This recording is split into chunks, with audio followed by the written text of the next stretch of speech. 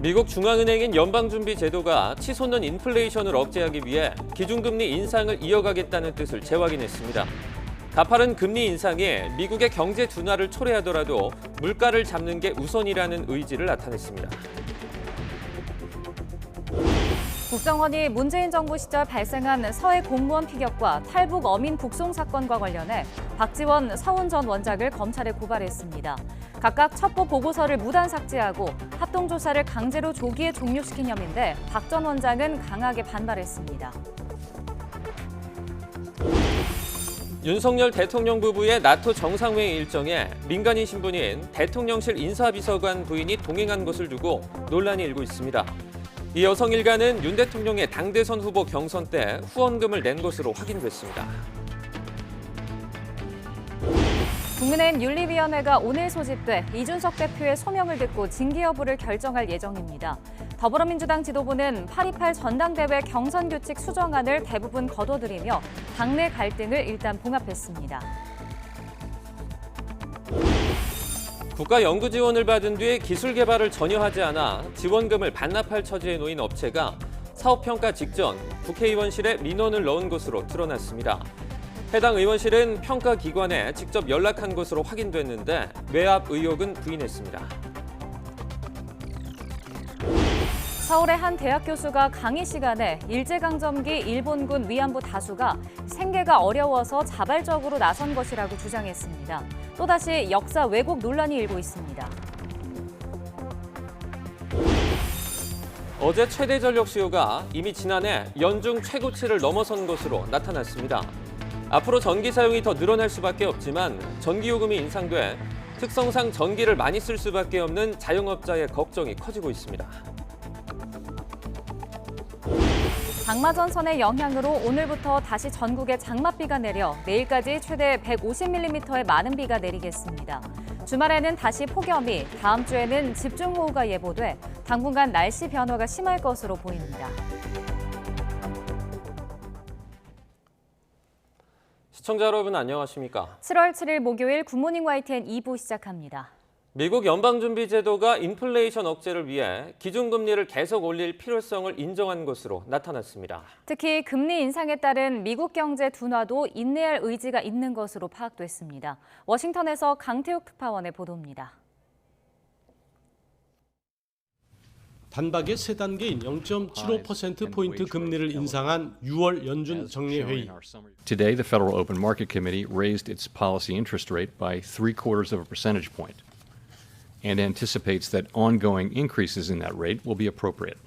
공개된 회의록을 보면 28년 만의 대폭 인상에 대해 18명 위원 가운데 단 한 명만 동의하지 않은 것으로 나타났습니다. 위원들은 당장 가장 시급한 정책으로 인플레이션 억제를 꼽았습니다. 특히 높아진 물가 상승 압력이 지속할 경우 훨씬 더 제약적인 정책이 적절할 수 있을 것이란 가능성도 인정했습니다. 이는 앞으로 물가가 떨어지지 않는다면 큰 폭의 기준금리 인상이 더 이어질 수 있음을 시사한 겁니다. 위원들은 심지어 미국 경제가 둔화하는 것도 감수해야 한다는 의지를 나타냈습니다. 연준 목표인 2%까지 물가 상승률을 낮춰야 최대 고용도 달성할 수 있다고 전망한 겁니다. Our overarching focus is using our tools to bring inflation back down to our 2% goal and to keep longer-term inflation expectations well anchored. 연준은 5월과 6월 기준금리를 연속해서 올리면서 이른바 빅 스텝과 자이언트 스텝 모두를 사용했습니다. 하지만 아직 물가가 잡히기 시작한다는 조짐이 보이지 않고 있습니다. 우크라이나 전쟁에 따른 원유와 원자재 급등으로 대부분의 상품 가격이 동반 상승한 상황이 여전하기 때문입니다. 이번 달 연준 회의에서 얼마나 더 강력한 통화 정책이 나올지 주목되고 있습니다. 워싱턴에서 YTN 강태욱입니다. 국민의힘과 정부가 윤석열 정부 출범 이후 첫 고위당정 협의회를 열었는데 핵심 화두는 역시 민생경제, 특히 치솟는 물가였습니다. IMF 이후 최악의 물가 상승률이라는 평가 속에 정부와 여당이 물가 대책에 어떤 가시적인 성과를 내느냐에 따라 국정 동력에도 큰 영향을 끼칠 전망입니다. 보도에 김세호 기자입니다. 윤석열 정부 출범 이후 처음 열린 고위급 당정 협의회. 기념 촬영과 건배 제의 등 화기애애한 분위기에서 시작됐지만 인사말부터 물가 상승 등 민생 경제 해결이 녹록지 않은 데 대한 고심을 그대로 드러냈습니다. 치솟는 장바구니 물가와 기름값, 높아진 이자 부담, 그리고 가스, 전기요금 등 생활 물가 상승에 폭염만큼이나 답답한 나날을 보내고 있습니다. 취약계층 생활 안정과 생계비 부담 경감을 위해서 최선을 다할 것입니다. 그러나 충분치 않을 것입니다. 1시간여 동안 진행된 회의에서 국민의힘과 정부는 물가 급등이라는 급한 불을 끄는데 최우선으로 힘을 모으기로 했습니다. 먼저 기존에 마련한 석유와 농축수산물, 식품 분야의 대책 추진에 속도를 낼 계획입니다. 물가 상승을 주로 견인하고 있고 민생 체감도가 큰 석유류와 농축수산물, 식품 분야 기발표 대책 집행을 가속화하기로 하였습니다. 또 저소득층 긴급 생활안정지원금과 에너지 이용권 등 취약계층 지원을 위한 2차 추경도 신속히 집행할 방침입니다. 이어 취약계층 생활안정과 핵심 생계비 부담 완화를 위해 예산 이전용 기금 변경, 할당 관세 확대도 적극 검토하기로 했습니다. 이와 함께 경제 활성화, 민생 안정을 위한 여러 규제 개혁 법안과 각종 세법 개정안 등 관련 입법도 신속히 추진하기로 했습니다. 국민의힘과 정부는 여야 간 협의를 활성화해 빠른 시일 안에 해당 법안들이 통과되는 데 노력하고 매달 한 차례 고위 당정 협의회를 연다는 데도 뜻을 모았습니다. 국내뿐 아니라 국외 경제 여건과 야당과의 관계 등 여러 변수 속에 고위 당정 협의체가 얼마나 신속하게 가시적 성과를 내느냐에 따라 정부의 국정 동력도 큰 영향을 받을 전망입니다. YTN 김세호입니다. 국가정보원이 문재인 정부 시절 발생한 서해 공무원 피살 사건과 탈북 어민 북송 사건과 관련해 당시 원장들을 검찰에 고발했습니다. 박지원 전 원장은 첩보 관련 보고서 등을 무단 삭제한 혐의로, 서훈 전 원장은 합동조사를 강제로 조기 종료시킨 혐의 등으로 고발됐습니다. 홍주혜 기자가 보도합니다. 재작년 9월 서해 연평도 인근 해역 어업 지도선에 탔다 실종된 해양수산부 공무원 이대준 씨. 해상에서 북한군의 총격에 사살됐고 시신도 불태워졌습니다. 해경과 국방부는 당시 이 씨가 자진 월북하려던 것으로 추정했지만 최근 입장을 번복했습니다. 이런 가운데 국가정보원도 지난달 TF를 꾸리고 해당 사건 진상규명에 들어갔습니다. 그 결과 박지원 당시 국정원장이 첩보 관련 보고서 등을 무단으로 삭제한 혐의가 있다고 결론 내렸습니다. 국정원은 이와 함께 이보다 한 해 먼저 일어난 탈북 어민 북송 사건에 대해서도 자체 조사를 벌였습니다. 지난 2019년 11월 정부가 동해에서 납포한 북한 어선의 선원 2명을 동료 16명을 살해하고 도망쳤다는 이유로 북으로 돌려보낸 사건입니다. 국정원은 조사 결과 서훈 전 원장이 당시 합동조사를 강제로 조기에 종료시킨 것으로 드러났다고 설명했습니다. 그러면서 박지원 전 원장은 국정원법 위반과 공용전자기록 등 손상죄로, 서훈 전 원장은 국정원법 위반과 허위 공문서 작성죄로 대검찰청에 고발했다고 밝혔습니다. 이에 대해 박 전 원장은 국정원이 받은 첩보를 삭제한다고 원생산처의 첩보가 삭제되느냐며 그런 바보 같은 짓을 할 원장이 아니라는 말로 관련 의혹을 부인했습니다.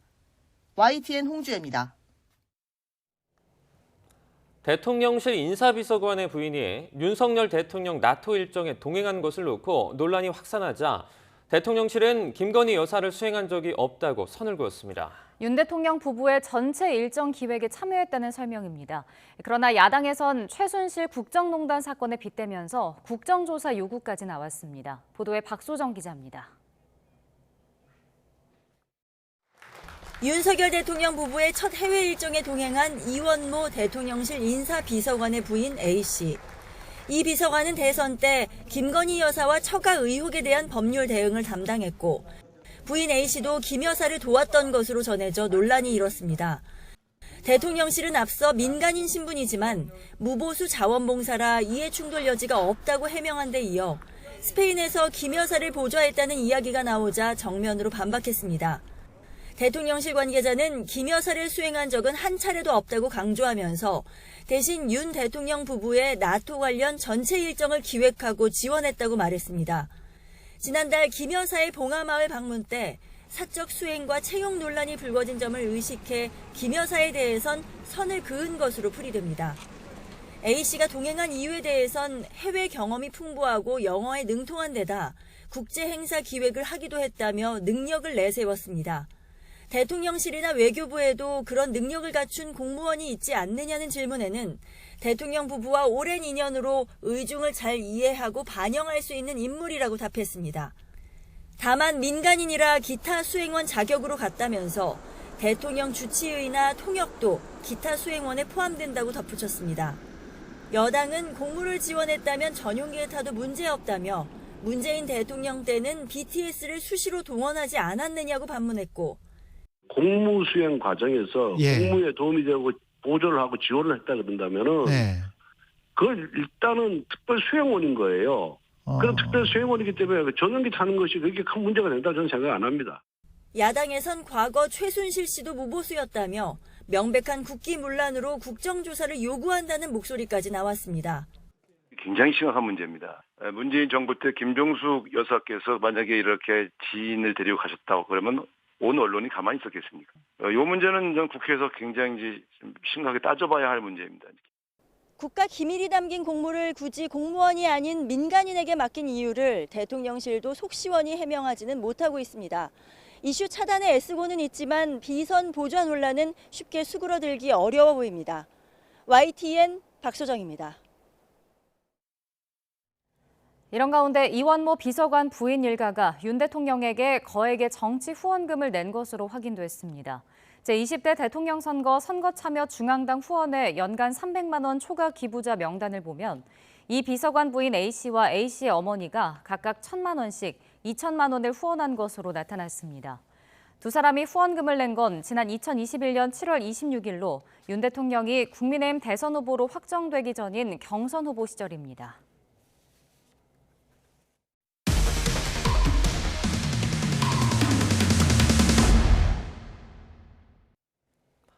정부 연구지원금 수억 원을 받은 업체가 기술 개발을 전혀 하지 않고도 낙제점이던 사업평가 결과가 돌연 뒤집혀 지원금을 챙겼다는 소식 최근에 전해드렸는데요. 이 업체에 대한 결과가 바뀌기 전 한 국회의원실이 평가기관에 직접 연락한 사실이 YTN 취재 결과 확인됐습니다. 해당 의원실은 외압 의혹에 선을 그었지만 국가지원사업 심의평가를 앞둔 공기관에 의원실이 연락했다는 것 자체가 부적절했다는 비판이 나옵니다. 김태원 기자의 단독 보도입니다. 지난 2019년 중소기업기술정보진흥원에 스마트 공장 기술개발 사업 대상업체로 선정돼 정부 지원금 6억 원을 받은 A업체. 하지만 기술개발 실적이 전혀 확인되지 않아 사업 수행에서 극히불량 판정을 받고 지원금을 모두 반납해야 할 처지가 되자 민주당 소속 비국회의원실에 연락했습니다. 평가가 불공정했다며 잘 살펴봐달라고 요청한 겁니다. 비 의원은 A업체가 소재한 지역의원으로 지난 3월 A사 대표에게 표창을 수여하는 등 안면이 있는 사이였습니다. 민원을 접수한 비 의원실은 중소벤처기업부를 거쳐 진흥원에 연락한 뒤 A사 등에 대한 평가 자료를 보내라고 요구했습니다. 낙제점을 받은 경위가 뭔지 자료를 보고 판단하겠다는 거였습니다. 여기에 그치지 않고 A사 등이 제기한 이의 신청에 대해 재심을 맡은 심의위원회가 어떤 결론을 내는지도 회신해달라고 요구했습니다. 진흥원 내부에선 국회의원실이 특정 기업의 사업 수행 평가 자료를 전부 요구한 건 이례적이라는 반응이 나왔습니다. 비 의원실이 자료를 요구했다는 소식은 이의 신청 심의를 앞둔 위원들에게도 전달됐습니다. 이후 열린 심의위에서는 A사 등에 대한 극히불량 판정이 미흡으로 완화됐습니다. 성과는 부족하지만 과제를 성실히 이행하려 한 걸로 보인다는 두루뭉술한 이유가 덧붙었습니다. 덕분에 A사는 정부 지원금을 반납하지 않게 된 건 물론 향후 정부 사업 참가 자격도 유지하는 등 모든 제재를 피했습니다. 진흥원 안팎에서 외압 논란이 일자 비 의원실은 지역기업인이 고충을 토로해온 만큼 해당 판정에 대한 사실관계만 파악한 거라고 해명했습니다. 또 이의 신청 심의를 개최한다는 통보가 너무 촉박하게 전달된 사실 정도만 지적했다며 판정에 영향을 미칠 의도는 없었다고도 말했습니다. 하지만 국가 지원 사업에 대한 평가가 완료되지 않았는데도 민원인 부탁만 듣고 국회의원실이 평가기관에 전화한 것 자체가 부적절하다는 비판이 나옵니다. 해당 상임 및 국회의원이 그 부분에 대해서 자료 요구라든지 심의 결과 요구했다는 자체만으로 그 심의라는 담당 공무원이라든지 전문가들이 그 부담을 가질 수는 없을 거예요. 한 국회의원의 지역구민 챙기기로 혈세 낭비를 막기 위한 검증 절차가 무력화된 것 아니냐는 지적은 피하기 어려워 보입니다. YTN 김태원입니다. 최근 일부 극우단체가 독일 베를린에 설치된 평화의 소녀상을 철거해달라고 원정 시위까지 벌여 논란이 됐는데요. 이런 와중에 서울 지역의 한 대학 교수가 강의에서 이들과 비슷한 역사 왜곡 발언을 해 논란이 일고 있습니다. 일제강점기 일본군 위안부 피해자 다수가 생계가 어려워 자발적으로 나선 거라고 하는가 하면 일제 침략을 당하게 된 가장 큰 책임은 조선에 있다고 말하기도 했는데요. 임성재 기자가 단독 보도합니다. 경희대 철학과 최모 교수가 지난달 2일 온라인으로 진행한 전공 수업 영상입니다. 20세기 초 제국주의 시대를 설명하면서 일제의 조선 침략 과정을 언급하던 최 교수는 1910년 경술국치의 가장 큰 책임은 조선에 있다면서 고종 황제가 뒷돈을 받고 나라를 팔아넘겼다고 말합니다. 고종이 자기는 잘 살게 해주고 자기 지금 그때 돈이 많이 떨어져 있었거든. 근데 그 돈 많이 주고 잘 살게 해준다니까. 그러면 당신이 그럼 나라 책임지시오 이렇게 한 거야. 일제가 처음으로 사유지상권을 도입하며 한국 자본주의 토대가 마련됐다는 식민지 근대화론에 기반을 둔 주장도 합니다. 일본 놈들이 토지조사해가지고 그냥 시행하는 걸 해가지고 했다 그러는데 그 사회에서 여러분 일본은 우리나라를 경제국가로 만들지 않았어요. 다른 날 수업에선 일본군 위안부 피해자 다수가 자발적 매춘이었다는 주장도 한 것으로 전해졌습니다. 위안부는 자발적으로 매춘을 한 거다. 그러니까 성매매 여성들 우리가 그렇게까지 막 뭔가 위해주고 뭔가 그럴 필요는 없다. 좀 불편했다. 약간 좀 불쾌했다. 그런 느낌이었어요. 학생들 반발이 거세지자 최 교수는 일제 침략 자체를 옹호한 게 아니라고 해명하면서도 일본군 위안부는 강제로 끌려간 사람보다 생계를 위한 자발적 참여가 많다는 주장을 굽히지 않았습니다. 하지만 YTN 취재진이 공식적인 입장을 문의하자 뒤늦게 자신은 역사 전문가가 아니라면서 해당 발언이 문제가 되면 철회하겠다고 태도를 바꿨습니다. 역사학계에선 일부 경제통계만 부각하며 한국 근대화의 시작을 일제 지배에서 찾는 논리는 침소봉대라고 지적합니다. 일본인들 중심의 그런 통계라고 할 수 있고 경제 성장이라고 하는 것은 사실은 조선인들에게는 별다른 의미가 없는 그런 것이었다고 볼 수가 있죠. 경제뿐만 아니라 정치라든가 사회라든가 문화라든가 여러 측면을 다 함께 고려해서 식민지의 역사상을 우리가 생각해야 되는데 대학가에선 일제강점기를 둘러싼 역사 왜곡 논란이 끊이지 않고 있습니다. 지난해 11월 성균관대 공식 웹진엔 일제강점기가 우리나라 성장의 기반이 됐다는 글이 올라왔다가 논란이 일자 삭제됐고 2019년엔 류석춘 당시 연세대 교수가 강의 중 위안부는 매춘의 일종이란 발언을 해 피해자들의 명예를 훼손한 혐의로 재판을 받고 있습니다. YTN 임성재입니다. 어제 저녁 전북 익산의 한 타이어 전문점에서 불이 나 소방당국이 진화에 애를 먹었습니다. 전주에서는 아파트 정전 사고로 주민들이 무더위 속에 큰 불편을 겪었습니다.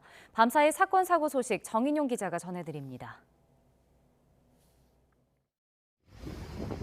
건물 사이로 검은 연기가 쉴 새 없이 뿜어져 나옵니다. 소방차들이 줄지어 서 있고 연신 물을 뿌려도 불길이 쉽게 잡히지 않습니다. 전북 익산시 목천동의 한 중고 타이어 전문점에서 어제 저녁 7시 10분쯤 불이 나 3시간 40분 만에 꺼졌습니다. 인명피해는 없었지만 유독가스가 뿜어져 나오면서 주변 도로가 통제되기도 했습니다. 비슷한 시간 경북 경주시 용강동 소재 타이어 전문점에서도 불이 났습니다. 불은 2시간 만에 완전히 꺼졌고 다친 사람은 없었습니다. 경찰과 소방당국은 정확한 피해 규모와 화재 원인을 조사하고 있습니다. 아파트 층마다 불이 온통 꺼져 있습니다. 어젯밤 8시 40분쯤 전북 전주시 서신동 아파트에서 정전 사고가 나 3시간 40분 만에 복구됐습니다. 가뜩이나 날씨도 더운데 냉방기 사용도 불가능해지면서 주민 400여 세대가 큰 불편을 겪었습니다. 전주 쪽이 계속 폭염광고가 내려 있었거든요. 저기가 찾아가 버렸다니까요. 지금 에어컨, 냉장고에 있는 음식물들이나 그런 거를 이제 다 에어컨이 안 되니까 난리가 나서 그랬어요. 경기 안양시 동안구 범계역 사거리에서는 버스가 택시를 들이받는 사고가 발생했습니다.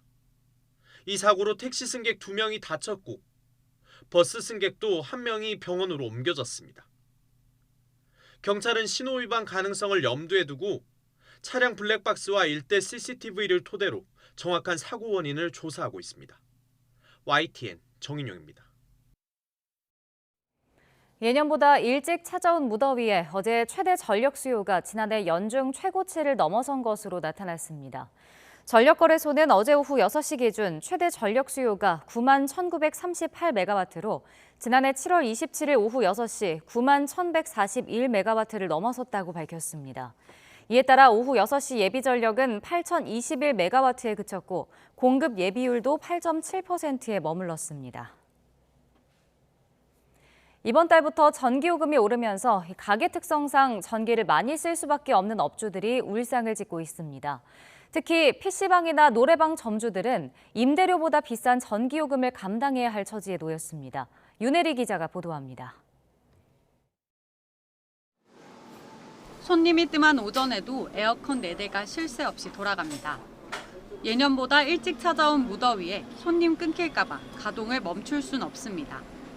지금 이번 달 들어서면서 이제 폭염이다 이제 뭐 장마다 해가지고 지금 뭐 아침부터 이제 저녁 24시간 지금 풀 가동을 하고 있는 상황입니다.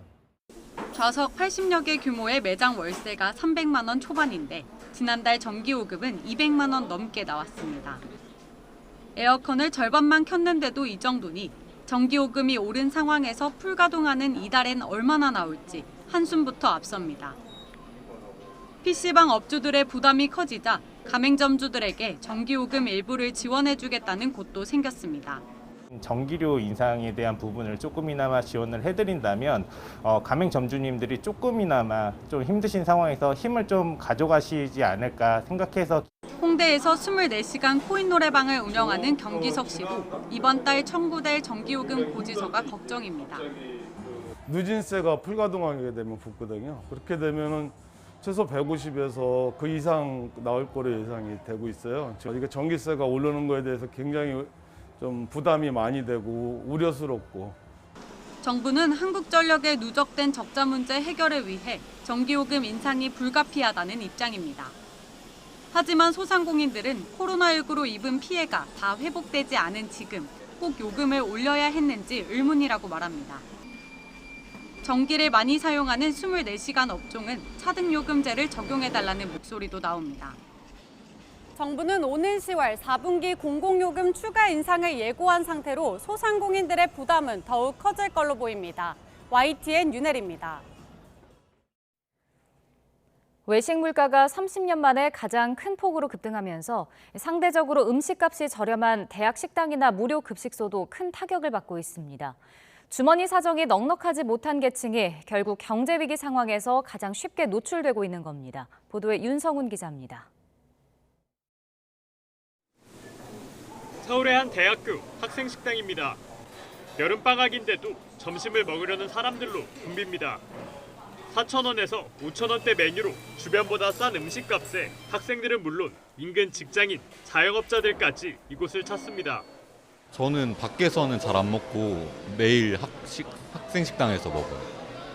밖에서 먹는 것보다 훨씬 저렴해가지고 요새 더 비싸져서. 저렴한 가격과 양도 푸짐하고요. 또 맛도 있어서 뭐 거의 매일 와서 먹고 있어요. 경제적으로 좀 부담이 돼서 여기를 떠나질 못해요. 하지만 최근 식당 운영업체의 속은 타들어가고 있습니다. 올해 초 10%나 음식값을 올렸는데도 농축수산물 가격이 급등해 수지 타산이 안 맞기 때문입니다. 1년 전만 하더라도 10,000원만 있으면 인기 메뉴인 소금구이 덮밥부터 오므라이스, 라면에 공깃밥까지 3명이서 식사를 할 수 있었습니다. 그러나 지금은 10,000원으로 2명밖에 식사를 할 수 없게 됐습니다. 식당 운영업체에선 밥값 추가 인상까지 고려하고 있습니다. 식자재 가격이 원자재가 차지하는 비율이 보통은 40에서 50%였는데 현재는 지금 50에서 60%까지 인상된 상황이고요. 일부 항목 같은 경우는 거의 70%까지 올라서 현재 굉장히 많이 부담스러운 상황입니다. 어르신과 노숙인들을 대상으로 한 무료 급식소는 사정이 더 나쁩니다. 식자재 값이 급등하는데도 오로지 후원으로만 비용을 충당해야 하는 터라 운영에 큰 어려움을 겪고 있습니다. 체감 이 물가 지수는 지금 우리가 상상을 초월할 정도로 어렵습니다. 엄청나게 물가가 뛰어서 100만 원어치 물건을 과거에 사면은 지금은 75만 원 정도밖에 사오질 못합니다. 끝을 모르고 치솟는 물가 상승은 예상대로 학생이나 어르신 그리고 노숙인까지 가장 소외된 계층부터 힘들고 있습니다. YTN 윤성훈입니다.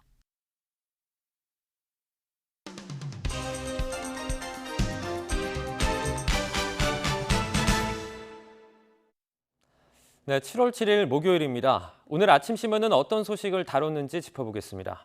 이현웅 아나운서가 주요 내용 정리해왔습니다. 어서 오시죠. 안녕하십니까? 네, 첫 번째 기사는 이제 국정원이 전직 수장들을 고발했다는 내용인데요. 기사에서는 어떻게 다루고 있죠? 네, 두 가지 신문 준비했습니다. 한국일보, 한겨레 신문인데 먼저 위쪽에 한국일보 보시면요. 제목 끝에 신구 권력 충돌이라고 쓰여 있습니다. 결국 이번 고발을 계기로 신구 갈등이 본격화할 것으로 전망을 하고 있었는데요. 네. 그러면서 정치적 중립을 표방하는 국정원이 한창 정치 공방이 벌어지고 있는 사건과 관련해서 이렇게 전직 원장을 고발한 건 이례적으로 봤습니다. 또 국정원이 자체 조사한 결과 두 전직 원장의 법 위반 정황이 포착됐다는 내용도 있었는데요. 네. 구체적으로 어떤 내용인지는 밝혀지지 않았습니다. 한편 한겨레 신문은 윤석열 정부의 전 정부 친북 몰이 공세가 가속화되고 있다고 봤는데요. 특히나 국정원과 감찰이 이른바 윤석열 라인, 윤석열 사단으로 꾸려진 뒤에 이뤄진 고발이기 때문에 수사의 강도가 굉장히 클 것으로 내다봤습니다. 네, 두 번째 기사 보겠습니다. 가운데 보시면 여당의 안철수 의원이 활짝 웃고 있는 그런 사진이 나와 있는데요. 중앙일보와 인터뷰를 했죠. 네, 그렇습니다. 사진에서는 웃고 있는데 이 내용들을 보면은 좀 심각한 표정이 더 잘 어울리는 것 같습니다. 네. 먼저 여당의 지지율 관련 부분이 있었는데 선거에서 잇따라 승리했음에도 여당 지지율이 떨어지고 있는 부분에 대해서 국민의힘 승리가 아니라 더불어민주당의 패배라는 분석이 있다면서 여당을 향한 곱지 않은 시선이 시간차를 두고 반영된 거라고 보고 있었습니다. 또 어려운 경제 상황과 관련해 마땅한 대책이 없는 상황이긴 하지만 결국 그 책임은 정부와 여당이 져야 하기 때문에 당분간 여론은 부정적으로 흘러갈 가능성이 크다고 전망하고 있었습니다. 한편 2명 연속 낙마한 복지부 장관 자리와 관련해서는 지금이 연금개혁의 적기라고 본다면서 연금개혁 전문가가 맡는 게 바람직하다고 생각한다고 했습니다. 그러면서 이번에는 직접 대통령에게 적임자를 추천해 볼 생각이라고 말했습니다. 네. 한편 이준석 대표와 관련해서는 말을 좀 상당히 아끼는 분위기였는데요. 이 대표가 윤핵관에게 공격받고 있다는 주장이 있다라는 질문에 잘 모른다라고 짧게 대답했고요. 이 대표 징계와 관련해서는 윤리위에 맡기면 된다고 일축했습니다. 차기 당대표에 도전하느냐는 질문에는 지금은 오로지 국민들 먹고 사는 문제만 고민하고 있다고 답했습니다. 한편 이 대표 징계와 관련해서 적극적으로 입장을 밝히는 경우도 있었는데요. 이른바 윤핵관 그룹으로 분류되는 이철규 의원, 후안무치하다고 비판했고요. 네. 오세훈 서울시장은 이 대표가 중도에 사퇴할 때에는 당에게 있어서는 다양성이 훼손된다라고 봤다면서 득보다는 실이 많을 거라고 분석하고 있었습니다. 네. 오후 7시에 이제 윤리위에서 결과가 나오는데요. 어떤 내용이 결과가 될지 저희가 지켜보도록 하겠습니다.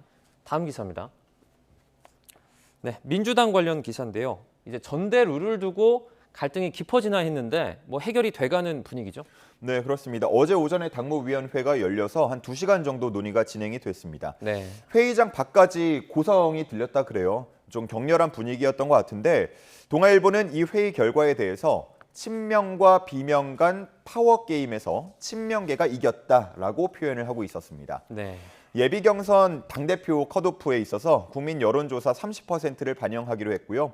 최고위원 권역별 투표는 철회하면서 결국 전준희 안이 어느 정도는 받아들여진 겁니다. 그러면서 하루 전 사퇴 의사를 밝혔던 안규백 전 준 위원장도 감사와 환영의 뜻을 밝힌다면서 복귀했습니다. 이렇게 전대 규정을 짜면서 무대 세팅은 끝나간다는 얘기가 나오고 있는데요. 그에 따라서 이제 이재명 의원의 출마 선언만 남았다는 말들이 이어지고 있습니다. 한편 어제 당무위에서는 박지원 전 위원장에 대해서 피선거권이 없다는 최종 결정이 내려졌는데 만장일치였다고 하고요. 네. 출마가 좌절된 박 전 위원장은 토사구팽이라면서 반발했습니다. 네.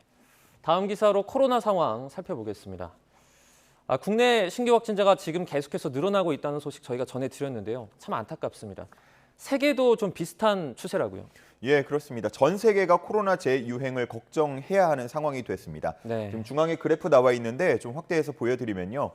프랑스, 이탈리아, 유럽은 물론이고요. 일본을 포함한 아시아, 또 호주나 멕시코 같은 나라 모두 다 지금 보시는 것처럼 뚜렷한 V자 형태를 그리고 있습니다. 시기를 보면 5월 말 또 6월 초 정도를 기점으로 분위기가 반전되고 있었는데요. WHO가 전 세계를 기준으로 집계한 통계를 보면 올해 1월 전 세계 일일 확진자 수가 3,600만 명까지 올라갔었다고 합니다. 그러다가 점차 떨어지면서 지난 5월에는 35만 명까지 줄어드는 모습이었는데 한 나라 기준이 아니라 전 세계 기준 35만 명이라고 하니까 꽤나 희망적인 분위기였고요. 네. 그래서 팬데믹 종식이라는 얘기까지도 나왔습니다. 하지만 이번 달 들어서 92만 명 수준까지 다시 올라갔다고 하는데요. 재유행에 대한 우려가 커질 수밖에 없는 통계라고 볼 수 있겠습니다. 이런 상황을 보면서 WHO는 팬데믹 종식이라 착각해서는 안 된다고 경고를 했고요. 각국은 대처 방안을 마련하거나 늘려가고 있던 관광 산업을 다시 축소하는 등의 조치를 취하고 있었습니다. 네, 다음 기사입니다. 어제 저희가 자영업자들이 버티다 못해서 가격을 올린다 이 내용을 다뤘었는데요. 이번엔 프랜차이즈들이 인상도 아니고 재인상을 한다는 소식이 들어있네요. 네, 한겨레 신문에 실린 기사인데 말씀하신 대로 프랜차이즈들이 줄줄이 가격을 재인상한다는 제목이었습니다. 네. 여기서 포인트는 그냥 가격 인상이 아니라 다시 인상, 재인상이라는 점이겠죠. 네. 샌드위치 프랜차이즈 업체 서브웨이는 지난 1월에 한 차례 가격을 올린 바 있었는데요. 이번에 또 5%에서 8% 정도 가격을 올린다고 공지했습니다. 그리고 잘 아시는 롯데리아 역시도 반년 만에 가격을 다시 올렸는데 지난번에는 4.1% 정도 올린 데 이어서 이번에는 5.5% 정도 가격을 또 인상한다고 합니다. 네. 그리고 커피비는 3개월 만에 가격을 다시 한번 올리면서 이제 아메리카노 한 잔에 5,000원 시대를 열게 됐습니다. 네. 보통 프랜차이즈 업체들은 가격을 조정할 때 소비자들의 눈치를 많이 보고 또 경쟁사의 눈치를 많이 보곤 하는데 업체들은 원자재 값 상승으로 불가피한 인상이었다는 입장을 밝혔습니다. 언급한 프랜차이즈 기업들 외에도 라면 회사들 그리고 과자, 음료 생산 기업들도 가격 재인상을 검토 중이라고 하고요. 그동안 가격을 동결해왔던 업체들도 이제는 버티지 못하고 도미노 인상에 합류할 가능성이 큰 분위기라고 합니다. 네. 마지막 기사는 날씨입니다. 최근에 이제 때이른 폭염으로 우리나라도 정말 힘들어하는 분들이 많이 있는데 해외에서도 이제 기상이변이 벌어지면서 좀 다양한 날씨들이 나오고 있다고 하죠. 예, 그렇습니다. 우리와 마찬가지로 아시아 쪽은 폭염이 문제입니다. 네. 일본은 지난달 말부터 이달 초까지 한 일주일 정도 동안 52명의 열사병 사망자가 나왔다고 하고요. 도쿄의 최고 기온이 매일 35도를 넘어서고 있고 또 일부 지역은 40도까지도 기록을 했다고 합니다. 네. 중국도 허난성과 허베이성 등 일부 지역에서 44도 안팎의 기온이 나타났고요.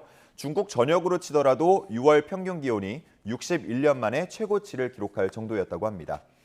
또 이탈리아에서는 빙하가 무너지면서 산사태가 발생해서 7명이 목숨을 잃는 일도 있었는데요. 폭염으로 인해서 만년설과 빙하가 녹았을 가능성이 크다고 분석되고 있습니다. 네. 호주 같은 경우는 이맘때면은 비가 잘 내리지 않는 겨울철인데요. 이례적으로 폭우가 쏟아지면서 주민들이 대피했다고 합니다. 이런 기상이변의 핵심 원인으로는 역시나 기후온난화가 꼽히는데요.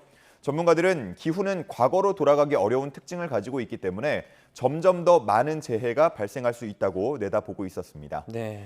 한편 이런 기상이변이 이어지게 되면 세계 식량난도 더 심각해질 수 있다는 우려 섞인 전망들 나오고 있었습니다. 네.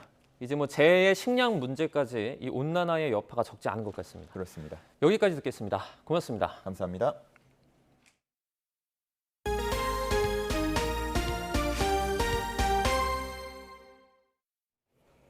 우크라이나 동부 루안스크주를 점령한 러시아군이 나머지 돈바스 지역인 도네츠크주 공격에 화력을 집중하고 있습니다. 민간인 시설까지 무차별 공격한 가운데 러시아군은 미국이 지원한 고속기동 로켓포 하이마스 2대를 파괴했다고 주장했습니다. 김선희 기자의 보도입니다.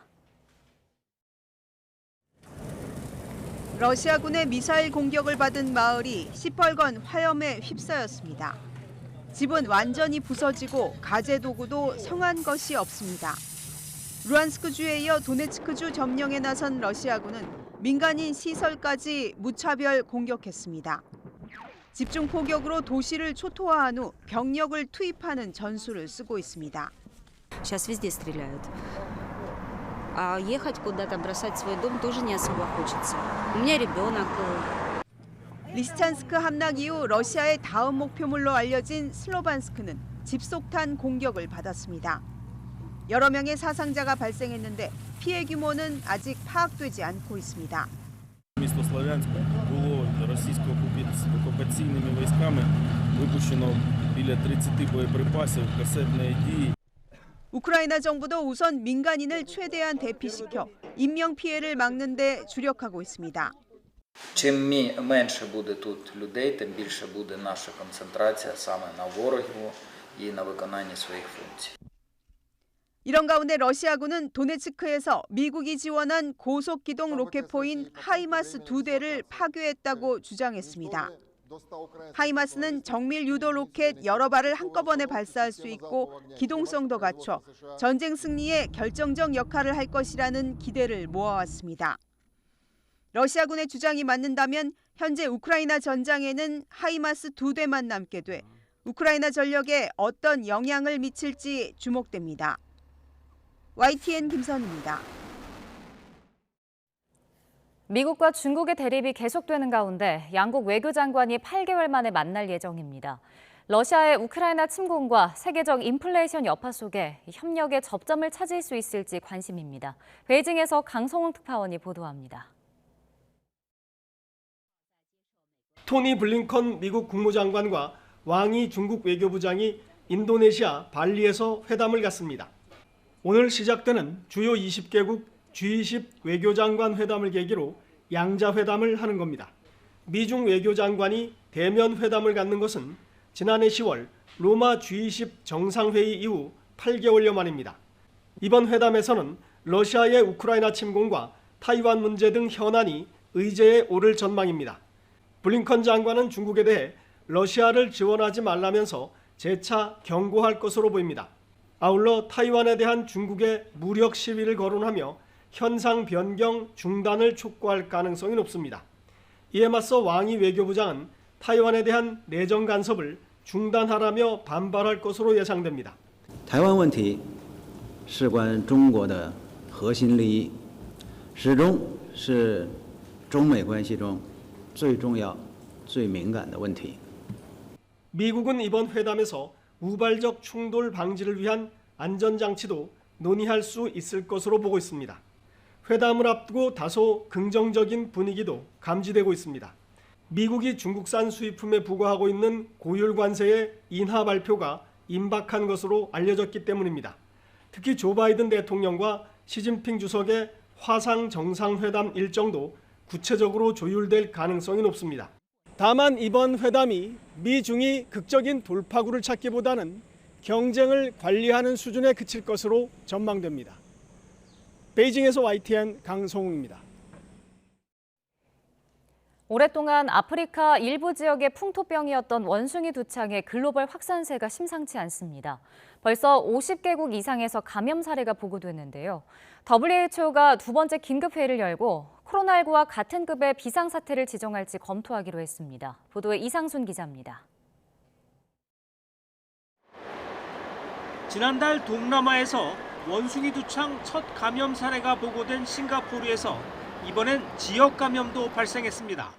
첫 사례는 싱가포르를 다녀간 영국인 항공승무원이었지만 어제는 말레이시아 국적의 45세 남성이 확진 판정을 받았습니다.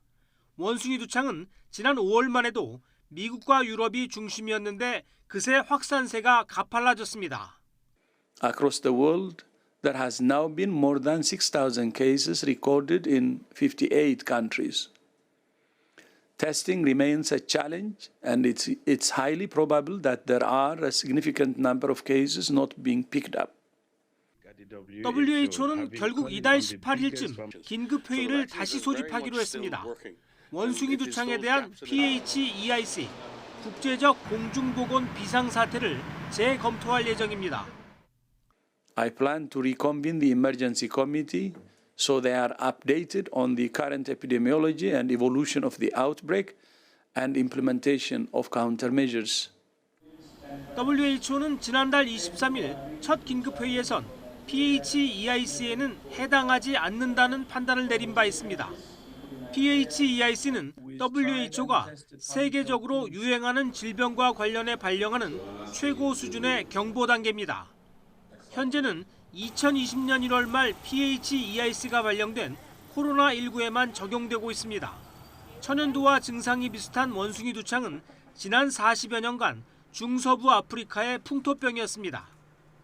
WHO는 또 최근 2주 동안 코로나19 감염이 세계적으로 30% 이상 급증했다면서 미국 화이자사에 코로나19 치료제인 팍스로비드를 신속하고 효과적으로 생산해달라고 요구했다고 밝혔습니다. YTN 이상순입니다. 절기 소서인 오늘은 다시 장마전선이 활성화하겠습니다. 오전부터 내일 오후까지 곳곳에 장맛비가 내리겠는데요.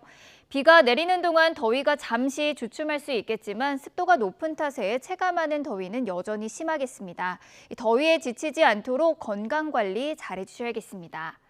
이번에도 중부지방에 많은 비가 집중되겠는데요. 내일까지 경기 북부와 강원 북부 지방에는 150mm 이상, 수도권과 영서지방에도 최고 100mm의 폭우가 쏟아지겠습니다. 지난 밤사이 곳곳에서 열대야가 나타났습니다. 현재 서울 기온 26.8도, 부산은 25.9도를 보이고 있고요. 연일 폭염특보도 계속되는 가운데 오늘 서울의 한낮 기온은 30도, 대구는 34도, 강릉과 대전은 33도까지 오르겠습니다. 주말에는 비가 쉬어가겠지만 다음 주에는 비 소식이 더 잦을 전망입니다. 지금까지 날씨 정보였습니다. 윤석열 대통령의 친척 동생이 대통령실 선임행정관으로 근무하는 사실이 알려져 논란이 일고 있습니다. 일부 언론은 국민의힘 경선 후보 시절부터 대선 캠프에서 활발한 활동을 해왔던 윤 대통령의 외가 육촌 동생 A씨가 대통령실 선임행정관으로 근무하고 있다고 보도했습니다. 이에 대해서 대통령실은 A 선임행정관이 윤 대통령 외가의 육촌인 건 맞지만 인척관계와 임용은 관련이 없고 경선 캠프 때부터 여러 업무를 수행해 업무의 연속성 측면에서 임용된 것이라고 설명했습니다. 또 A 선임 행정관이 대기업에서 장기간 근무한 경력 등을 고려하면 임용에 아무런 하자가 없고 외가 육촌은 이해충돌 방지법상 채용 제한 대상도 아니라고 덧붙였습니다. 윤석열 대통령이 계룡대에서 전군 주요 지휘관 회의를 주재했습니다. 북한 도발에 대응하기 위한 강력한 군사력을 강조했는데 동시에 대통령실이 합참의장을 조사하는 일은 없을 거라며 전 정권을 또 겨냥했습니다. 박석영 기자가 보도합니다. 윤석열 대통령이 6회공 3군 사열대 도열 속에 군의 심장 계룡대로 향합니다. 대통령 최초로 3군 본부가 있는 계룡대에서 전군 주요 지휘관 회의를 주재하기 위해서입니다. 윤 대통령은 회의에서 북한이 도발하면 단호하게 응징해야 한다며 한국형 3축 체계 구축과 한미동맹을 기반으로 한 확장 억제 실효성 제고를 강조했습니다. 국방부는 이를 위해 전투기, 잠수함, 현무미사일 등 각 군의 전략 자산을 통합 운용할 합동전략사령부를 단계적으로 창설할 계획이라고 보고했습니다. 한미 동맹에 기반한 확장 억제의 실효성을 높여가야 합니다. 그리고 우리 군 독자적으로 한국형 3축 체제를 구축하여 북한 핵 미사일 위협을 압도할 수 있는 능력과 태세를 윤 대통령은 AI를 기반으로 한 과학기술 강군 육성으로 군 구조를 재설계하라고 지시했고 처우개선은 물론 오는 2025년까지 병사에게 월 200만 원을 지급하는 방안을 추진해 장병 사기를 드높일 것을 주문했습니다. 전 정권을 향한 뼈 있는 발언도 나왔습니다. 윤 대통령은 대통령실 행정관이 합참의장 참모총장을 불러내는 일은 우리 정부에서 없을 거라고 말했습니다. 앞서 문재인 정부 청와대 민정비서관실 소속 한 행정관이 북방 한계선을 넘어온 북한 선박을 납포했다는 이유로 합참의장을 불러 조사한 것으로 알려지자 이를 겨냥한 겁니다. 우리 정부는 군 지휘 체계에 대한 불필요한 간섭을 하지 않을 것입니다. 지휘관이 안보 현장에서 오직 본연의 임무에 충실하도록 지휘권을 온전히 보장할 것입니다. 도발 시에는 응징, 확고한 대적관, 싸워 이기는 군대. 문정부와 달리 남북 대화보다는 북한 위협 대응에 우선순위를 둔 윤 대통령은 표현 수위도 한층 끌어올리며 군 기강 잡기에 집중했습니다. YTN 박서경입니다. 문재인 정부의 대표적 경제정책인 소득주도 성장의 설계자인 홍장표 한국개발연구원 KDI 원장이 자신의 사퇴를 촉구한 한덕수 총리를 겨냥해 크게 실망했다며 사퇴 의사를 밝혔습니다. 감사원이 KDI에 대해 이례적으로 대규모 자료를 요청한 사실도 확인됐는데요. 앞선 정부에서 임명된 정부 인사들에 대한 사퇴 압박이 점차 거세지는 가운데 나온 행보라 파장이 적지 않을 전망입니다. 보도에 권남기 기자입니다. 문재인 정부 초대 경제수석이자 소득주도 성장 정책의 설계자로 꼽히는 홍장표 KDI 원장이 사퇴의 의사를 밝혔습니다. 홍 원장은 한덕수 총리에게 크게 실망했다며 자신의 의견에 귀를 닫겠다면 KDI 원장으로 남아있을 필요는 없다는 내용의 입장문을 냈습니다. 홍 원장은 이에 대해 YTN 취재진에게 사퇴의 의사를 밝힌 것으로 봐달라고 설명했습니다. 한 총리가 홍장표 원장을 겨냥해 KDI 원장으로 있는 건 말이 안 된다며 바꿔야 한다, 윤석열 정부랑 너무 안 맞는다는 얘기를 한 것에 공개적으로 반발한 겁니다. 홍장표 원장이 사퇴 의사를 밝힌 이후엔 감사원의 움직임도 있는 거로 전해집니다. 올해 KDI 감사는 애초 국무조정실이 진행할 예정이었지만 갑자기 감사원이 지난달 말 회계부터 인사, 내부 규정까지 포함한 대대적인 자료 제출 요구를 한 것으로 확인됐습니다. KDI 측도 이례적인 일이란 분위기인데 홍 원장은 이를 표적 감사로 받아들인 거로 보입니다. 홍 원장은 입장문에서 국책연구기관은 중립성을 보장하기 위해 원장의 임기를 법률로 정하고 있다며 정권의 나팔수가 돼야 한다고 생각한다면 법부터 바꾸라고 강조했습니다.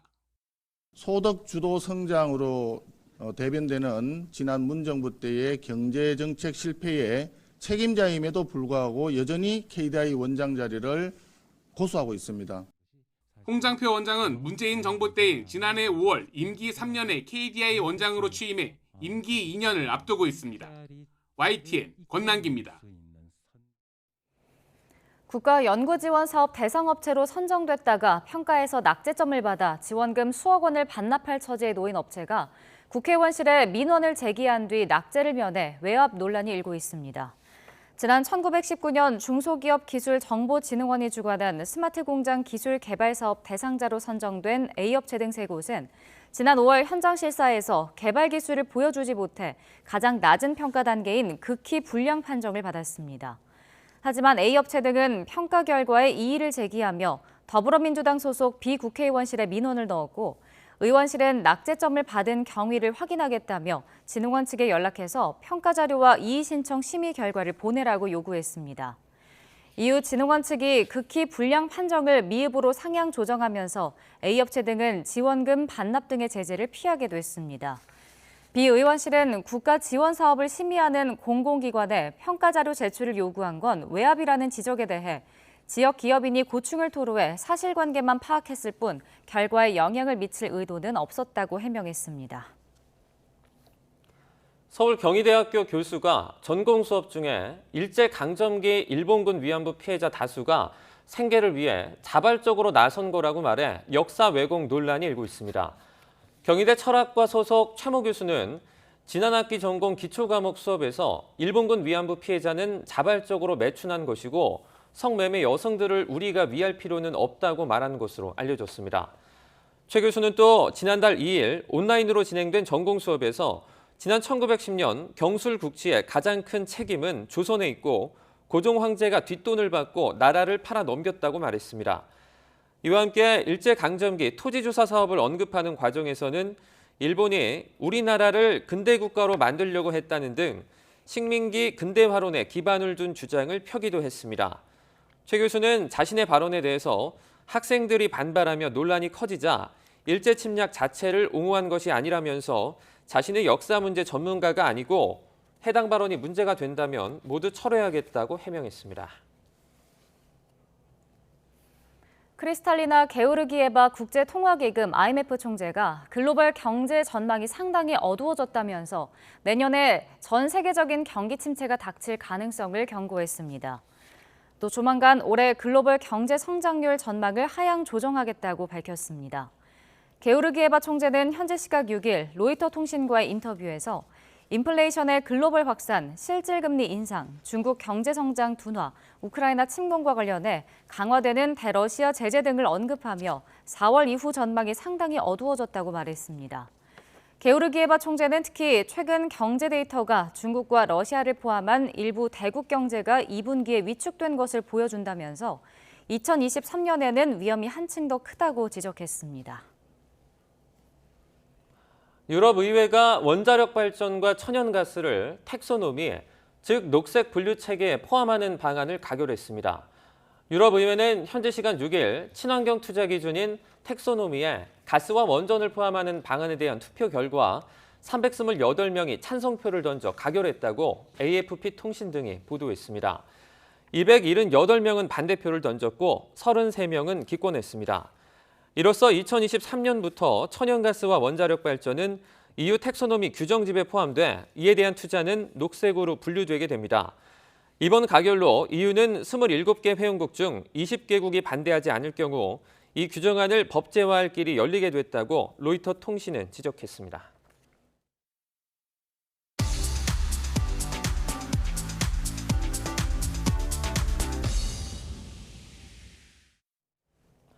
경제 소식을 빠르게 전달해 드립니다. 네, 오늘 굿모닝 경제는 이정환 한양대학교 교수와 함께하겠습니다. 교수님 어서 오세요. 어서 오세요. 네, 해외 증시 먼저 살펴보도록 하겠습니다. 뉴욕과 유럽 증시 모두 상승 마감을 했죠.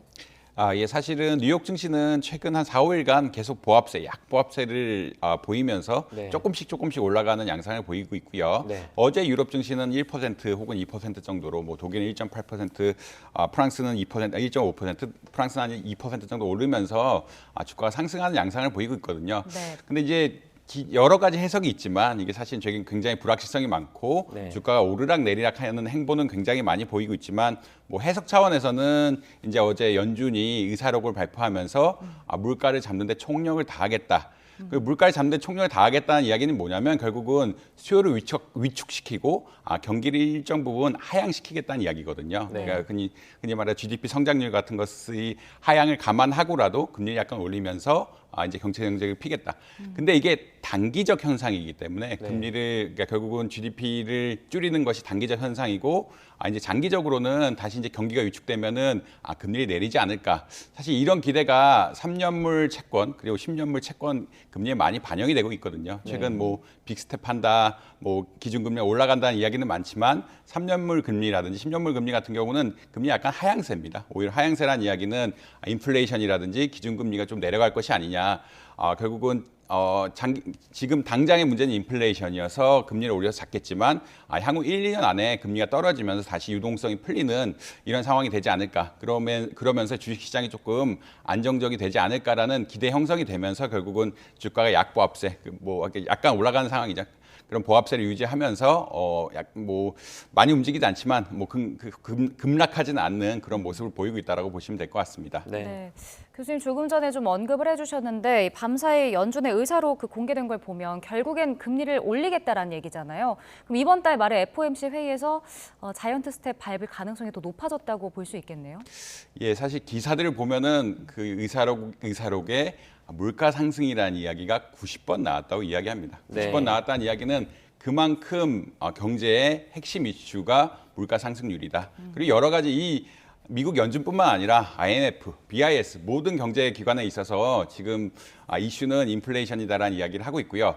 이것을 지금 당장 적극적으로 잡지 않으면 이제 장기적으로 흔히 말하는 계약 관계라고 이야기하죠. 뭐 보통 미국 같은 경우는 임금 계약이 2년짜리가 많은데 인플레이션이 앞으로도 계속 오를 거다 이게 사실 사람들이 버티고 생각을 안 바꾸고 있지만 앞으로도 계속 확 오를 거다라고 생각하면은 계약이 순식간에 바뀔 수 있는 그런 보통 거시 모형에서는 주의 모형이라고 이야기하는데 네. 그런 가능성이 높아지고 있다라고 생각을 하고 있어서 조기에 진화하자라는 논의들이 많이 나오고 있는 것 같습니다. 그래서 학술적으로 연구들을 많이 하는데 이런 경로에 대한 우려가 심해지고 있고 연준 담당자들도 당연히 이런 것에 대한 우려, 그러니까 사람들이 어떻게 이 물가 상승률을 임금이라든지 원자재 가격에 반영할 것이냐에 대한 기대 형성에 굉장히 관심을 많이 가지고 있기 때문에 아마 빨리 올리는 금리를 빨리 올려서 적극적으로 인플레이션 압력을 줄이는 이런 정책이 피지 않을까라고 예측은 하고 있습니다. 근데 이것은 아직까지 뭐 6월 물가 상승률 데이터가 안 나와서 그런 것이고요. 뭐 데이터를 보고 아마 결정하긴 할 텐데 연준 의사록만 보면은 인플레이션에 대한 강조가 너무 많기 때문에 그런 관점에서 이제 자이언트 스텝을 할 가능성이 높아지고 있다라고 보시면 될 것 같습니다. 우리 증시도 살펴보겠습니다. 어제 좀 어두웠어요. 종가 기준으로 2,300선이 깨진 건 오랜만에 보는 것 같습니다. 사실 뭐 코로나19 이전 시절로 회귀했다라는 이야기를 많이 하는데 그전 동안 상승분을 다 반납한 것이 아니냐라는 논의를 많이 하죠. 사실 최근 국내 주식시장은 외인들에 대한 움직임이 굉장히 큽니다. 외인이 팔면은 떨어지고 외인이 사면은 올라가고 이런 것들이 너무 많이 보이고 있는데 사실 외인들은 이제 환율에 굉장히 민감하고요. 일단 환율에 민감하기 때문에 아무래도 미국 금리가 빨리 오를 것 같으니까 환율에 대한 우려, 환차손이라고 많이 이야기하는데 미국 금리가 오르면서 원달러 환율이 올라가고 이에 따라 환차손에 대한 우려가 심해서 일단은 투자 자금을 빼는 이런 경향들이 하나 있다고 말씀드릴 수 있겠고요. 두 번째는 이제 반도체 슈퍼사이클 이야기를 많이 합니다. 지금 결국은 수요가 위축된다라는 이야기를 많이 했는데 최근까지 한두 달 전까지는 반도체 슈퍼사이클, 반도체가 호황기가 아직 끝나지 않았다. 왜냐하면 반도체 수급 자체가 너무나 부족했기 때문에 한동안은 이제 실적 같은 것이 우려가 없지 않을 것이 아니냐라는 논의들이 굉장히 많았는데 최근 이제 마이크론의 뭐 실적 가이던스, 아까 삼성전자라든지 실적 가이던스를 보면은 떨어뜨리고 있거든요. 하반기부터는 좀 떨어뜨리고 있는데 수요 위축이 생각보다 빠르게 진행되면서 이런 반도체의 슈퍼사이클 호황기 역시 좀 떨어지는 것이 아니냐. 결국 우리나라 경제가 반도체에 굉장히 많이 의존을 하고 있는데 여기 전반적으로 떨어지는 것이 아니냐라는 게 지수에 반영되고 있는 상황입니다. 그리고 어제 특기할 사항은 이제 유가가 많이 떨어지면서 WTI 텍사스 서부 유가 가격이 이제 $100 아래로 떨어지면서 이제 정유주들이 많이 떨어졌거든요. 이제 이것도 역시 큰 틀에서는 장기적으로 수요 위축이라고 이야기하죠. 경기 불황의 우려가 반영이 되면서 원유 가격이 떨어지고 이 원유 가격 떨어진 것들이 정유주에 반영되는 이런 상황이라고 보시면 될 것 같습니다. 네. 근데 뭐 국제유가나 금 원자재 가격은 지금 하락하고 있는데 달러만 오르고 있더라고요. 어제 원달러 환율이 장중에는 1,310원까지 오르지 않았나요? 예, 이게 국제 경제 환경을 조금 이해를 하셔야 되는데요. 사실 미국은 금리를 올린다고 많이 하죠. 근데 중국이나 일본은 아직 저금리 정책을 굉장히 피고 있습니다. 금리를 왜냐하면 인플레이션 압력이 그렇게 심하지 않고 자국 경제를 살리는 게 우선이다라고 생각해서 저금리 정책을 피고 있고요. 유럽 상황은 어떠냐? 지금 이탈리아 국채 같은 경우 역시 약간 부도 위험이 있는 것이 아니냐라고 이야기를 하고 있고 독일은 가스 의존도가 너무 크기 때문에 생활 물가에 있어서 가스비가 너무 많이 나가서 경기가 위축될 것이라는 이야기가 많이 합니다. 영국은 또 보면은 지금 브렉시트 이후에 또 원유 가격이 이렇게 왔다 갔다 하면서 경기가 굉장히 안 좋은 상황이고요. 이 말은 공통적으로 어떤 이야기를 하냐면 미국이 금리를 올리는 것만큼 다른 나라들, 미국 이외 국가들은 쫓아가지 못하고 있다라는 그런 이야기를 할 수 있고요. 그래서 흔히 말해서 미국의 달러가 얼마나 강하냐는 달러화 지수라는 게 있는데 그 106을 찍었다, 거의 역사상 최고치를 찍었다라고 이야기하는 이 상황 자체가 미국이 금리를 올릴 수 있는 영역, 그러니까 영양이라고 이야기하죠. 그러니까 미국은 금리를 많이 올릴 수 있고 이에 따라서 달러의 가치를 굉장히 많이 올릴 수 있는데 다른 나라들은 그렇게 쫓아가지 못할 가능성이 굉장히 많다. 그러니까 결국은 다른 나라의 화폐 가치가 절하되고 있고요. 우리나라 상황 역시 미국은 이제 자이언트 스텝을 한다고 하는데 한국은 아무리 많이 해도 빅 스텝이 다음 달 이제 금통위의 최대치 아니냐. 그렇다면 금리 역전 현상이 또 발생하게 되거든요. 근데 또 특히나 이제 경제가 불황으로 빠지는데 금리 역전 현상이 발생하면은 자본 유출에 대한 우려가 굉장히 크고요. 이런 자본 유출에 대한 우려라는 것은 결국 달러와 수요가 늘고 원화 수요가 떨어지는 이런 현상들이기 때문에 이런 것을 선반영해서 환율 시장에서 민감하게 움직이고 있는 상황이다라고 보시면 될 것 같습니다. 네. 이제 월급 빼고 다 오른다 이 말은 사실 나온 지 좀 오래됐습니다. 그 수치화로 된 그런 자료도 나왔죠. 예, 사실 뭐 월급 빼고 다 오른다는 뭐 10년 전부터 계속 하고 있는 이야기긴 한데 실제로 이번에 명확하게 어떻게 보면 지수가 나왔는데요. 결국 도시 근로자의 이제 생활을 봤더니 어떻게 보면 실질적인 소득이라고 이야기하죠. 실질적인 소득이라는 것은 내가 소득이 아무리 2배가 늘어도 물건값이 5배가 늘면 사실은 제가 쓰는 물건의 양은 굉장히 줄어들 수밖에 없다. 이런 게 사실 경제학의 논리인데 실질 소득이 2분위, 3분위, 4분위에서 감소했다라는 그런 이야기가 나왔습니다. 사실은 1분위, 5분위란 것, 이게 5분위란 것은 소득의 구간이고요. 1분위가 가장 낮은 구간이고 5분위가 가장 높은 구간인데 1분위는 사실 이전 소득을 많이 받았습니다. 사실 작년부터 해가지고 흔히 말하는 코로나 재난지원금이라든지 여러 가지 혜택을 받은 세대고요.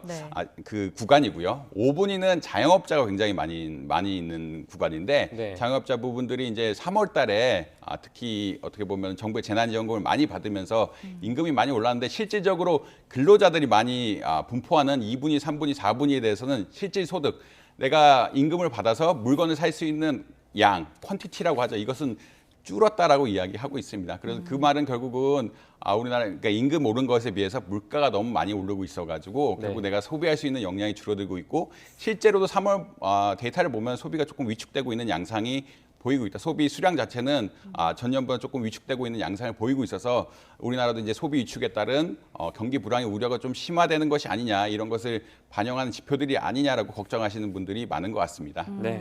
그러니까 이제 통계를 보면은 그 정부 지원 받는 1분위나 소득이 원래 많은 뭐 5분위가 좀 실질 소득이 늘어났고 이제 중산층이 줄어든 건데 그럼 이게 물가 오른 게 이제 결국은 중산층한테는 더 크게 작용을 한 거잖아요.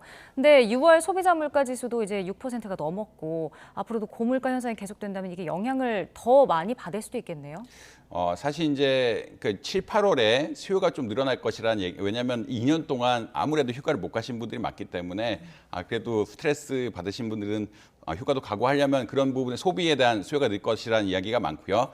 수요를 예측하면 사실 가격을 좀 올리게 됩니다. 아무래도 외식 물가라든지 이런 것들이 올라갈 수밖에 없고요. 전기요금 7월 달에 올랐는데 10월 달에 한 번 더 오를 거고요. 가스요금 역시 7월 달에 올랐는데 9월 달에 한 번 더 오를 거다라는 이야기들이 많습니다. 그 말은 어떤 거냐면 결국은 공공요금 역시 우리가 굉장히 많이 중요하게 생각하는 공공요금 역시 하반기까지 그리고 내년 상반기까지는 아마 오를 가능성이 굉장히 높다라고 보시면 될 것 같습니다. 아무래도 그런 관점에서 보자면 물가가 한동안은 계속 상승할 것이고요. 아무래도 소득은 아무래도 경기 불황 걱정이라든지 이런 것 때문에 그만큼 못 올라가는 상황이기 때문에 근로자들의 실질 소득은 아무래도 감소할 수밖에 없는 한동안은 감소할 수밖에 없고 소비를 더 줄이는 이런 양상을 보이지 않을까 예측하고 있습니다. 또 앞으로 금융당국이 은행별 예금금리와 대출금리를 그 차이죠. 이 예대금리 차를 매달 공개하기로 했습니다. 한눈에 비교할 수 있다는데요. 어디서 볼 수 있습니까? 사실 이제 예전에 사실 공시야 이제 은행연합회라든지 다 볼 수가 있는데 예전하고 지금 뭐가 달라지는 사실 좀 중요하다고 보실 수 있을 것 같습니다. 예전에는 이 빈도라고 해서 이런 금리 차를 볼 수 있는 빈도가 3개월마다 한 번씩 금리를 업데이트했다라고 보시면 될 것 같고요.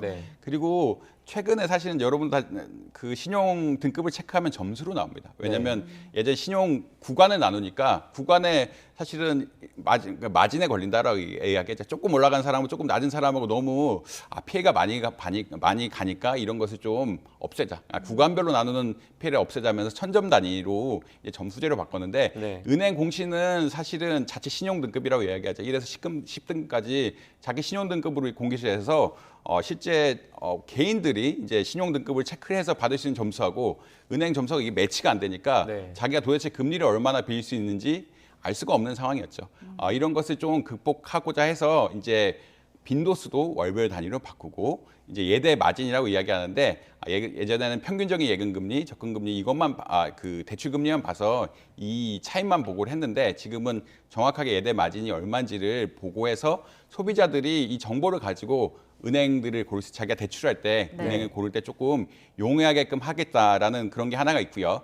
두 번째 이렇게 하면 아무래도 지금 정부 정책이 너무 예대 마진을 많이 가지고 가지 말자라는 이런 정책 쪽인데 네. 이런 지표들이 계속 나오면서 어느 정도 관리를 하겠다라는 물론 이게 관리란 게 뭐 직접적인 시장을 통한 관리는 아니지만 이런 예대 마진이라는 것을 경쟁을 유도하면서 조금 낮추는 그런 뭐 정책을 피는 것이 아니냐라고 생각을 하고 있습니다. 물론 이제 전반적인 것은 소비자를 위한 것이다라고 볼 수 있겠고 이제 네. 간접적인 효과로는 이 예대 마진 간의 경쟁을 유도해서 지나치게 뭐 특정 은행이 예대 마진 높게 받거나 이런 것을 막아서 흔히 말하는 이자 비용 부담을 조금 줄여주는 네. 이런 정책적 효과를 노리고 있다라고 보시면 될 것 같습니다. 네, 이 동시에 근데 은행권 대출과 예금의 어떤 금리 산정 체계도 좀 크게 바뀌지 않습니까? 이 부분도 설명을 좀 해주시죠.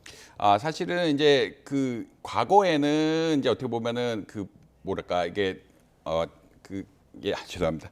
기준금리라고 하고 그다음에 이 가산금리라고 하고 이런 네. 것들이 정해진 룰들이 있었는데 네. 이제 이것들이 시장상을 좀 반영하는 것이 시장상을 너무 늦게 반영하는 것이 아니냐. 특히 이제 가산금리가 문제가 되는데 대출금리 할 때 기준금리가 있고 이제 가산금리가 있고 가산금리란 것은 은행의 이자라든지 개인의 신용도를 반영해서 이런 것들을 고려해서 이제 가산금리가 붙게 되는데 네. 이 가산금리 정책 자체가 너무 좀 불투명하다.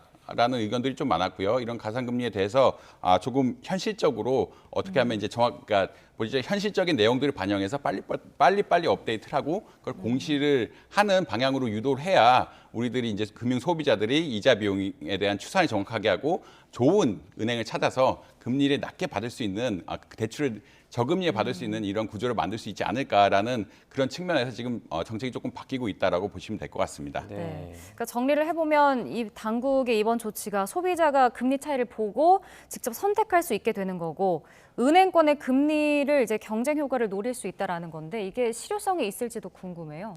사실은 뭐 이게 일단은 아무래도 예대금리를 보고를 하게 된다 그러면 예대금리 차이를 보고하게 된다면 은행에서 좀 부담이 가는 건 사실이고요. 네. 특히나 이제 3대 은행이라고 이야기하죠. 우리, 신한, KB는 내년에 지주회장 선거가 있습니다. 네. 지주회장 선거가 있다는 이야기는 아무래도 이제 뭐 원래는 주주의 의사에 따라서 다 반영이 돼야 되긴 하지만 금융기관이라는 것이 결국은 감독기관 안에 영향을 받는 것이고요. 이런 감독기관에 지나치게 정책에 따르지 않는다 그러면 피해가 누적될 수도 있는 상황이기 때문에 은행권에서 약간은 이 정부의 의도를 반영해서 대출금리 같은 것을 적절하게 조절할 필요가 있다. 원래는 사실은 가산금리라고 아까 이야기했는데 가산금리가 경기가 하락할 때는 올라갑니다. 신용이 네. 안 좋은 사람들이 많이 오기 때문에 올라가야 되는데 최근 신한은행에서 뭐 어떻게 보자면 뭐 정확하게 말씀드린 좀 곤란한 신한은행 같은 데서 대출금리 주택담보대출금리 5% 이상 안 하겠다라고 그냥 확 잘라버렸거든요. 네. 그런 식으로 이야기하는 것처럼 아마 조금 따를 수밖에 없는 그러니까 전반적인 상황상 정부 정책을 좀 따를 수밖에 없는 상황이다라고 보시면 될 것 같습니다. 네. 네. 기름값 추가로 좀 질문 드리겠습니다. 유류세 추가 인하 조치한 지 일주일 정도 됐는데요. 아직 체감이 잘 안 되는 것 같아요. 정부가 서울 시내 주유소 3곳을 이렇게 점검을 했는데 결과는 어떻게 나왔습니까? 보면은 이제 최근에 결과상 보면은 이게 원래는 그 기름값 유류세 인하를 하면은 2주 안에 반영이 돼야 된다라고 생각을 합니다. 왜냐하면 네. 기본적으로 주유소가 정유사한테 받는 기름이 2주 안에 들어와야 되기 때문에 네. 2주 안에 떨어져야 된다고 생각하는데 많은 경우에 그렇게 되지 않았다라고 평가를 하고 있거든요. 특히 네. 이제 이런 게 왜 그렇게 발생하냐 그러면 결국은 최근에는 유가가 많이 오르고 있었죠. 유가가 많이 오르고 있었는데 유류세 인하하지만 유가가 많이 오르고 있기 때문에 사람들이 잘 분간을 잘 못하죠. 잘 분간을 못하기 때문에 이런 것을 유가 오른 것을 계속 반영하면서 유류세 인하 효과는 덜 반영하는 특히나 이제 주유소란 것이 직영점들이 있고요. 개인 사업자들이 있는데 개인 사업자 비율이 한 80%가 넘습니다. 그럼 80% 넘는 분들은 결국은 자기가 가격을 정하는 체제고요. 이 자기가 가격을 정하는 체제이기 때문에 유가란 것이 개인적으로 이게 좀 덜 반영해도 안 되는 것이 덜 반영해도 문제가 없는 상황이었다. 그래서 이제 정부가 관리를 하겠다라는 입장입니다. 정부가 너무 안 떨어진 것이 아니냐. 실제로 네. 해봤더니 1~2%밖에 안 떨어진 그러니까 심한 추산치로는 1~2%밖에 유류세 인하 효과가 반영된 것이 아니냐. 그러니까 전체 정유소로 보면은 그런 것들을 보면서 이제 전반적으로 점검을 하겠다라는 논조로 가고 있습니다. 네. 그러니까 일단은 2주는 좀 더 기다려 봐야 된다는 건데 유류세 인하분이 반영된 제품이 이제 들어오지 않았다라는 거잖아요. 그럼 어느 정도 더 기다려야 할까요? 원래 그러니까 이론적으로 2주고요. 이론적으로 2주가 되면 다 반영이 돼야 되는데 사실은 그게 아까 말씀드린 대로 주유소업의 특성상 잘 반영을 안 할 거라는 그런 결국은 이제 가격이 올라가는데 우리가 유류세를 굳이 반영해야 되느냐. 그러니까 이게 흔히 말하는 주유소 개인 사업자분들의 담합이거든요. 이런 담합이기 때문에 이런 것들을 체크를 하겠다는 얘기. 원래는 그러니까 이론적인 거랑 그러니까 이론적으로 보면은 정유소에서 하는 직영점은 바로 그다음에 개인 사업자는 2주 안인데 사실 그게 잘 반영이 안 돼. 실태 조사를 해보니까 도저히 반영이 안 된 것 같다라고 하고 있으니까 이거를 전반적으로 점검을 하고 체크를 하고 과점을 하고 이제 실사를 가겠다라는 이야기거든요. 실사를 하면서 안 내린 데들은 이유를 조금 확인하면서 가겠다라는 이야기이기 때문에 아마 조금 뭐 인하 효과가 바로 나타나지 않을까. 최근 7% 정도 유류세를 더 감면을 해줬는데 그런 효과들이 바로 나타나지 않을까 예상하고 있습니다. 네, 마지막으로 지금 국제 유가도 좀 떨어지고 있잖아요. 그 주유식이 최대한 늦추는 게 좋습니까? 사실 조금은 아마 떨어질 것 같다라고 보는 게 맞고요. 왜냐하면 지금 주가라든지 인플레이션의 흐름, 그러니까 인플레이션 조금 어느 정도 피크에 다가가고 온 게 아니냐. 금리 현상을 보면 약간 알 수가 있는데 금리가 조금 장기 금리 위주로 떨어지면서 경기가 좀 떨어질 것 같고 이에 따라 기름 수요가 떨어질 것 같아서 약간 유가가 하락할 것 같고 말씀드린 대로 유류세 인하 효과라는 것이 한 2주 정도는 더 걸려야 되는 그런 상황이니까 조금은 되도록이면 늦게 주의하시는 게 아마 경제적인 차원에서 조금 혜택이 있을 그런 상황이다라고 보시면 될 것 같습니다. 네, 최대한 좀 버텨보도록 하겠습니다. 네, 여기까지 듣겠습니다. 이정원 한양대학교 교수와 함께 경제 이슈 짚어봤습니다. 고맙습니다. 고맙습니다.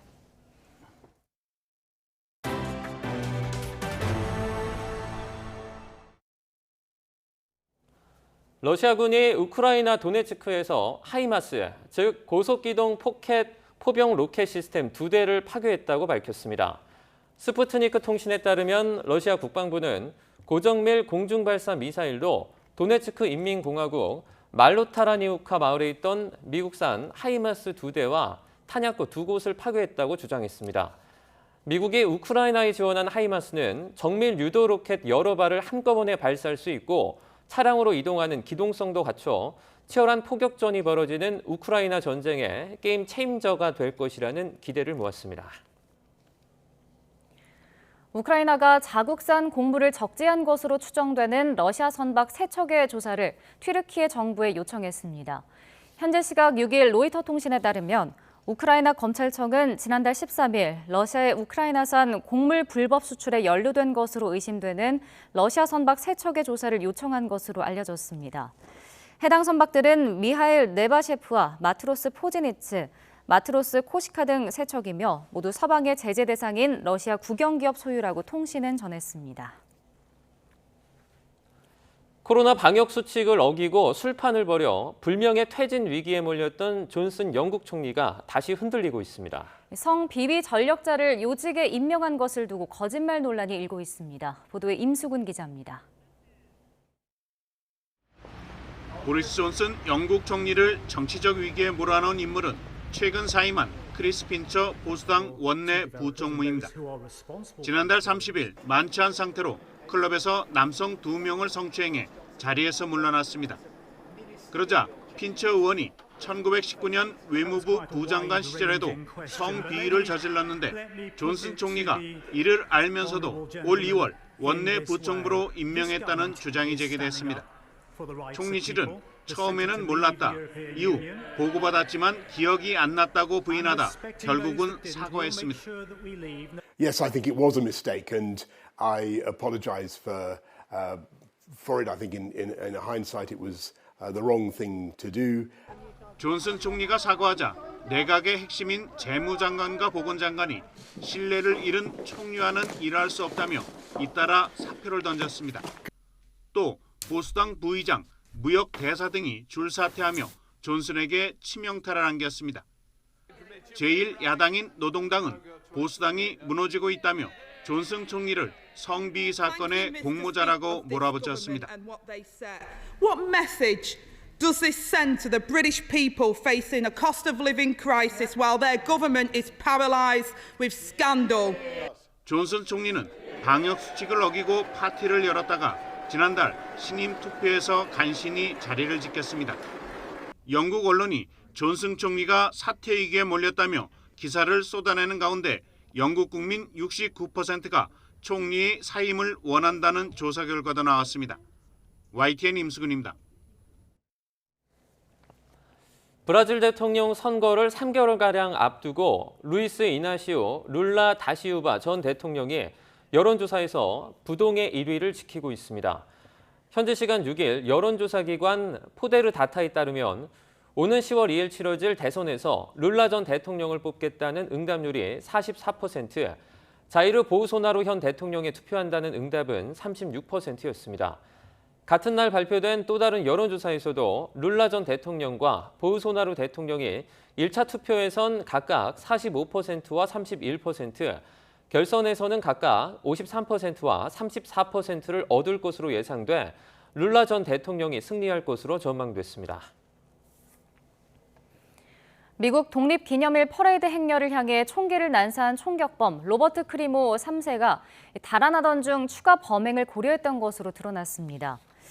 미국 일리노이주 레이크 카운티 보안관실 대변인은 현지 시각 6일 크리모가 지난 4일 시카고 교회 하일랜드 파크에서 총격을 저지른 뒤에 차를 타고 달아나던 중 위스콘신주 메디슨에서 축제 현장을 목격하고 추가 공격을 고민했다고 밝혔습니다.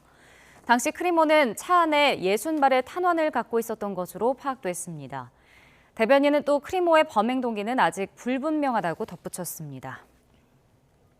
누리호가 우주에 올려놓은 성능 검증 위성은 국내 대학팀들이 만든 큐브 위성을 우주에 분리하는 임무를 갖고 있었는데요. 4기의 큐브 위성들이 모두 성공적으로 사출됐고 일부는 양방향 교신까지 성공하는 성과를 거뒀습니다. 우주 공간에 안착한 젊은이들의 도전, 최소라 기자가 전해드립니다. 누리호 성능 검증 위성에 실린 4기의 큐브 위성 가운데 가장 먼저 분리된 건 조선대 팀의 큐브 위성입니다. 무게 9.6kg으로 탑재된 큐브 위성 가운데 가장 무거웠지만 사출은 성공적이었습니다. 조선대 팀은 사출 11시간 만에 위성의 상태와 배터리 잔량 등에 대한 정보를 수신했습니다. 무게가 가장 무거운 위성이 사출이 되게 되면 그 성능 검증 위성의 동적 특성이 바뀌기 때문에 저희 위성을 가장 먼저 사출을 하고 안정화를 찾는 다음에 그 다음 위성들을 사출한다라고. 이후 지난 1일에는 카이스트, 3일 서울대, 5일에는 연세대 팀의 큐브 위성이 차례로 사출됐습니다. 이 가운데 카이스트와 서울대 팀의 큐브 위성은 지상국과 위성 간 양방향 통신에도 성공했습니다. 지상국이 내린 명령에 따라 위성이 상태를 바꾸고 모든 기능이 정상적이라는 신호까지 보내온 겁니다. 초기에 사출되고 나서 안테나 전개가 안 돼서 신호가 약했던 부분이 확인이 됐습니다. 자칫하면은 위성과의 통신이 아예 두절될 수 있는 상황이었는데요. 다행히 이제 그 사출 다음 날에 지상국에서 그 안테나 전개를 하라는 명령에 위성이 잘 응답을 해서 양방향 교신에 성공한 큐브 위성들은 앞으로 길게는 2달 정도 기능 점검을 거치게 됩니다. 이후에는 하루 4-5번 지구를 돌게 되는데 이 가운데 2번 우리나라 상공을 지날 때 지형과 대기 환경 관측 임무를 수행할 예정입니다. 지난 2019년 과기정통부가 모집한 큐브 위성 경진대회에 작은 계획서 하나로 시작된 대학팀의 큐브 위성 프로젝트. 그 아득했던 꿈은 세계 최초로 발사체가 아닌 위성에서 사출돼 우주 궤도에 오른 데 이어 실제 과학 임무 수행을 앞두고 있습니다. YTN 사이언스 최소라입니다. 1980년대 한국 록 음악을 이끈 그룹 송골매가 다가오는 가을 전국 투어 공연에 나섭니다. 배철수와 구창모 등 원년 멤버가 한 무대에 서는 건 40년 만입니다. 보도에 김지선 기자입니다. 세상 만사 모든 일이 그때로야 되겠소마. 80년대 최고의 전성기를 누렸던 송골매가 오랜 공백을 깨고 다시 뭉쳤습니다. 오는 9월부터 11월까지 서울을 시작으로 전국 투어 콘서트 열망에 나섭니다. 배철수, 구창모, 그리고 우리. 40년 공백을 깬 건 시작이 그랬던 것처럼 록밴드로 끝내고 싶다던 배철수의 한마디였습니다. 구창모 씨가 다시 노래했으면 좋겠다는 생각을 계속하고 있었는데 그래서 그렇다면 우리가 송골매 공연 더 나이 들기 전에 마지막으로 한번 하고 계획은 2년 전부터 구체화됐지만 코로나 팬데믹 상황에 차에 필 미뤄졌습니다. 막상 무대에 서려니 걱정이 한가득. 중년의 여성분들이 저희들을 실제로 보시고 창모 오빠도 이제 많이 늙었네. 제가 더 걱정이죠. 구창모 씨 아직 괜찮잖아요. 하지만 첫 연습에서 바로 느낌이 왔습니다.